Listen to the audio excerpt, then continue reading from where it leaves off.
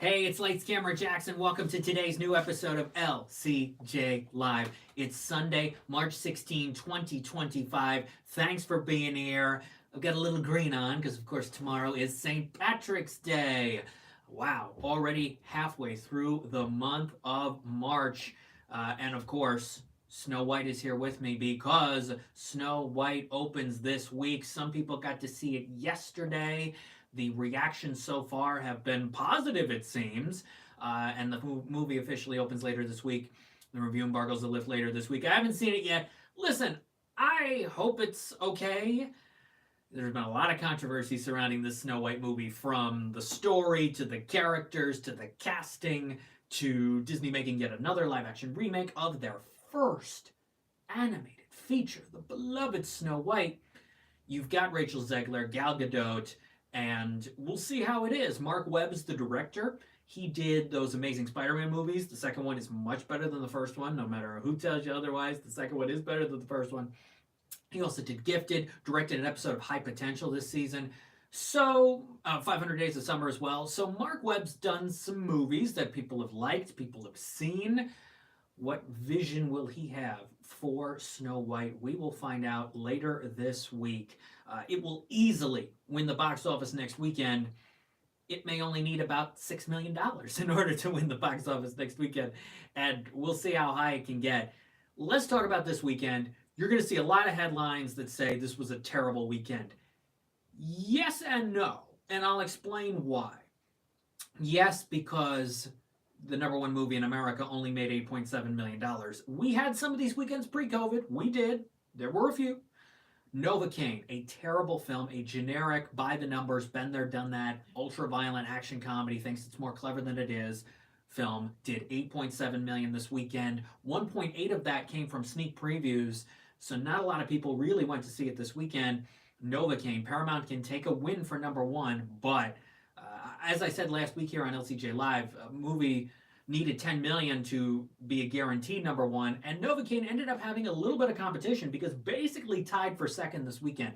The second weekend of Mickey 17 and Black Bag, both with $7.5 million.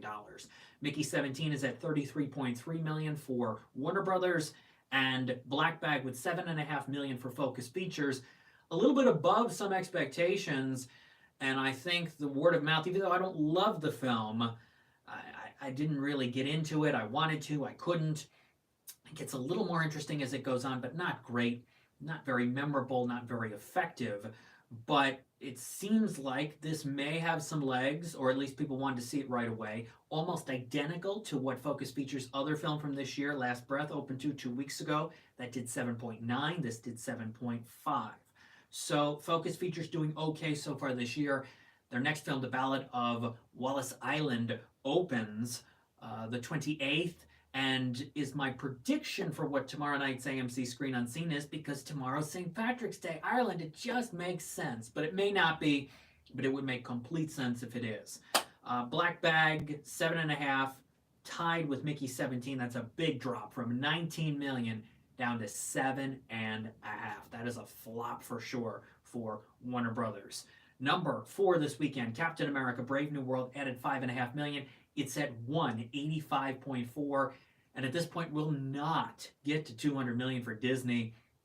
Could Snow White actually get to $200 million? We'll have to see.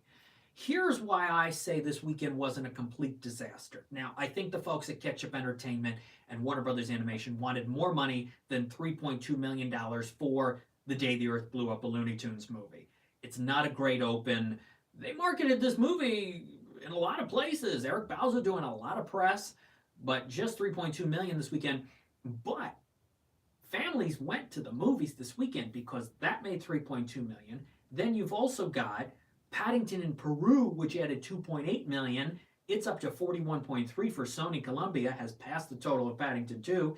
And Dogman added $2.5 million this weekend. It's at 92.8 for DreamWorks Universal, and should at this point get to 95 million, though Snow White may slow it down. And tons of families are going to go to Snow White this weekend.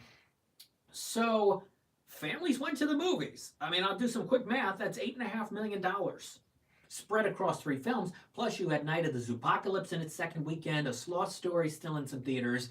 So you had about $9 to $10 million from families this weekend from those films. That's not terrible. Plus, Mufasa the Lion King made another 1.2 million. It's up to 252.4 for Disney. So there you go, over $10 million for family films this weekend. And Mufasa, though, out of the top 10 after 12 weekends. This is the first official weekend of 2025 with an entire list consisting of 2025 films. So there you go. So not a great weekend overall, but families absolutely went to the movies this weekend, and they're coming back for Snow White, and then they're coming back for a Minecraft movie, The King of Kings, and Sneaks in April. Good Morning Light says Joey. Hey Joey, thanks for being here on LCJ Live. If you're watching us wherever you are around the world, it's just afternoon here Eastern, 9 a.m. Pacific. We do this every Sunday here on LCJ Live. Seems there's no consensus movies everyone can enjoy. Yeah, that's a tough thing these days for everyone to agree on a movie, but that's also one of the beautiful things about film criticism is we get to share our opinions, talk with others, discuss things, what works, what doesn't work. And when it comes to this box office analysis, I got to mention The Last Supper, which added 2.8 million this weekend in sixth, basically tied with Paddington in Peru. Faith-based audiences will show up for these films, and they'll show up for these new episodes of The Chosen coming to theaters over the next several weeks. Also in your top 10 this weekend, The Monkey added 2.5 million. It basically tied with Dogman. 2.5 million for that. It's at 35.2 for Neon. As I think I mentioned last week, Neon's top 5 movies domestically of all time now are 2 Osgood Perkins films, Longlegs and The Monkey. You have 2 Best Picture Oscar winners in Parasite and Anora, and you have a Best Supporting Actress Oscar winner, and the film that put Neon on the map, I, Tonya. Those are the 5 biggest Neon movies to date. And then rounding out your top 10 this weekend, Last Breath, which came in 3rd last weekend but dropped to 10th this weekend, 2.3 million. It's at 18.6 for Focus. It's because you had 4 new films entering the box office top 10 and those family movies with smaller holds. So that's why Last Breath went from 3rd to 10th. Opus from A24. Not a lot of marketing behind this, not a lot of buzz. Opened outside the top 10 this weekend with $1 million. And Anora, Best Picture winner, added 640,000. It's at 19.9. It will get to $20 million for Neon. So that means it will become the 5th Neon film ever to pass $20 million because Parasite made 53, Longlegs made 74. You've got The Monkey now at 35.2, and I, Tonya made $30 million. So Nora becomes the 5th $20 million or higher film in Neon history. And I think there will be more. You got like Life of Chuck coming and many other Neon films. I think we'll probably get to that mark. If you're just joining us here on LCJ Live, thanks for being here. I watched Aaron Brockovich last Sunday, Steven Soderbergh film, for the first time to get ready for Black Bag. I enjoyed Aaron Brockovich. Julia Roberts is great, but Albert Finney's outstanding. And I like the grounded feel of Aaron Brockovich, the direction, the vibe, the power to the story, and it celebrates its 25th anniversary this week. Aaron Brockovich, which won Julia Roberts her Best Actress Academy Award. Pete Crooks, Anora, showing on 35mm at the New Beverly. There you go. More people are going to keep going to Anora. I also attended this week live with Kelly and Mark. There are some things I cannot share yet. I cannot say yet for a little bit. But what I can say is that I had a great time. I thank all the folks there for having me, and there will be more coming down the line. But I have posted some photos already. There will be more coming soon, more details to share. But I got to see John Leguizamo, Uzo Aduba, Patina Miller, and I watched John Leguizamo's movie the other night, his new film called Bob Trevino Likes It. He's very good in the film. And Barbie Ferreira is excellent as well. The two of them, their scenes together, wow. They are really good, and the story's got a lot going for it. It consistently surprised me, and while not a perfect movie, it's a heck of a screenplay in a lot of ways. Bob Trevino Likes It opens in theaters this Friday. I recommend it. Fanimator 101 got to see The Day the Earth Blew Up, a Looney Tunes movie. Was amazing on the big screen. I screened it at home. I got to screen it in October, and I enjoyed it. But I'm glad you got to see it on the big screen. That gorgeous hand-drawn animation, the zany comedy. And I spoke with director Peter Braungart and talked all about this Looney Tunes film with Mark S. Allen on his latest episode of Take a Look. Check it out on YouTube. Take a look with Mark S. Allen, ABC 10 Sacramento. The link is also in the features section of my website, lights-camera-jackson.com. So Bob Trevino Likes It opens this week. Also Ash, which I guess is having some sneak previews tomorrow. And then you've got Snow White. You've got The Alto Knights, the new double De Niro film. There are 2 Robert De Niros in it from director Barry Levinson. This movie's been in the works for a long time. Warner Brothers putting this out. And then Magazine Dreams, which I have seen. Jonathan Majors. It's an intense performance. It's a demanding performance, no question about it. From Jonathan Majors. And it's a film that has some unforgettable scenes. There are some moments in this film that make you go, wow. And I have some issues with the story. I have some issues with the way the story is told and how we're supposed to feel for his character and what happens right up until the end of this film. So I like the movie. I don't think it's amazing filmmaking and storytelling. The performances are there, especially Majors, and there's a lot going for it, and there's some moments, like I said, you're going to remember for a long, long time.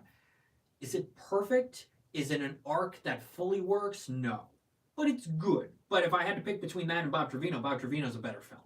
So if you have to go see one of those this weekend, I'll be checking out Alto Knights and Snow White later this week. I'll have my thoughts across social media, X at LCJ Reviews, Instagram at LightsCamJackson, and Facebook and LinkedIn and more across my social media platforms. Let's see, we got some more comments coming in. Have you seen Requiem for a Dream? I have not. But I've been catching up on a lot of movies from the early 2000s lately, like Chocolat and Gladiator. I think I've almost seen all the 2000, 2001 films now. A lot of people, though I have heard, Pete, honestly, a lot of people have told me. I got a good friend of mine who says Ellen Burstyn should have won instead of Julia Roberts. I'd have to see the movie. I guess Ellen Burstyn's not in the movie a lot. From what I've seen screen time wise for Requiem for a Dream, Julia Roberts is in the whole freaking movie. Erin Brockovich, she's in the whole thing pretty much. And it is a very good performance. I actually like the scene where she's in the car and Aaron Eckhart is talking to her about the baby saying first word. And she's just on the phone and she's just crying. That's a really good moment for Julia Roberts. And she was a big star back then. It was her 3rd nomination, I believe, out of 4 in her career, August Osage County being the most recent. And so it made sense, I guess, for her to win. Though it's interesting that movie came out in March of 2000.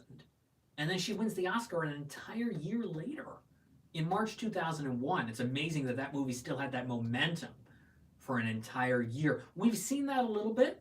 Look at Jordan Peele winning for Get Out, original screenplay. Look at Everything Everywhere All at Once. Some of these movies, Black Panther, that have this momentum for an entire year and come out with Academy Award wins. Fanimator remake for Lilo & Stitch looks incredible. It's going to be faithful to the original. I hope so. I haven't seen the whole trailer. I only saw a little bit. I don't want to see everything. I don't want to get spoiled. I did see the Freakier Friday trailer. That looks interesting. We'll see what happens, but it's going to make a lot of money. Trust me. Freakier Friday could very well have the impact of Beetlejuice. That film opened to 110 million, did crazy numbers because everyone wanted to see this long-awaited sequel that was supposed to go to a streaming service, just like Freakier Friday, right away. Everyone wanted to see it right away, or else it'd be FOMO. So you're going to have at least 70 million for that Freakier Friday open. I'm going to be very surprised if it's less than that. Inflation, box office, and ticket prices, and the fandom, Lindsay Lohan fans, Jamie Lee Curtis fans, parents and grandparents are going to bring their kids and grandkids, everyone who watched the original, everyone who saw the Jodie Foster original Freaky Friday film long ago. Maybe Jodie Foster makes a cameo. That'd be interesting.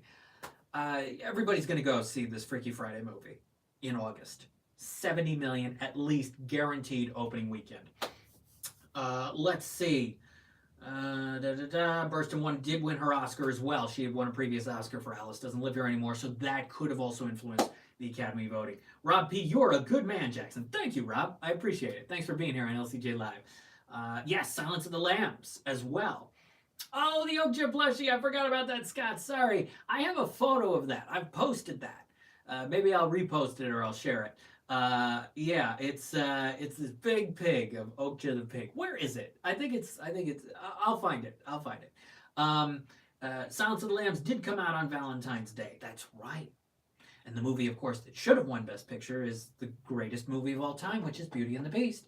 But Silence of the Lambs is a very good film. But yeah, you're talking about a movie that came out Valentine's Day one year and won its Oscar over a year later. That's amazing to have that momentum. I remember when Jordan Peele won for original screenplay for Get Out, that was not an easy win. It could have gone in several other directions, including, I think, Greta Gerwig for Lady Bird and Three Billboards Outside Ebbing, Missouri screenplay, and there were a few others.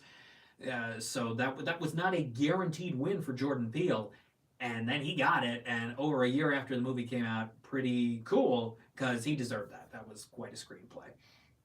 All right, I've got a conversation going up tomorrow at lcj.podbean.com and animationscoop.com with the maker of Bear Brick, which is this new Apple TV animated series from DreamWorks, which starts Friday. Megan McCarthy, she is the showrunner, EP, and writer of Bear Brick. Talks about working with Tim Meadows, talks about bringing these toy figures to life in this new animated show.